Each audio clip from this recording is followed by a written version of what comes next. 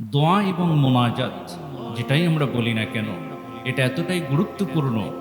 আল্লাহ সুবহানাহু ওয়া তাআলা কোরআনুল কারীমের ভিতরে বলছেন, উদউনি আস্তাজিব লাকুম ইন্নাল্লাযীনা ইস্তাকবিরুনা আন ইবাদাতি সায়াদখুলুনা জাহান্নামা দাখিরিন। আল্লাহ জানিয়ে দিয়েছেন, উদউনি আস্তাজিব লাকুম, ও বান্দা তুমি আমি আল্লাহর কাছে প্রার্থনা করো এবং চাও, আমি আল্লাহ তোমাদের চাওয়াগুলোকে পূরণ করে দিব।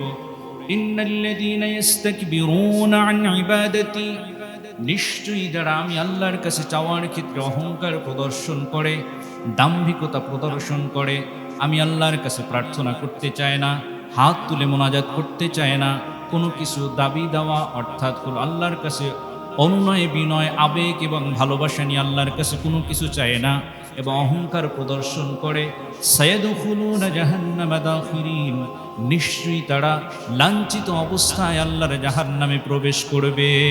নাউযুবিল্লাহ। আল্লাহ ভালোবাসেন তাদেরকে যারা আল্লাহর কাছে চায়।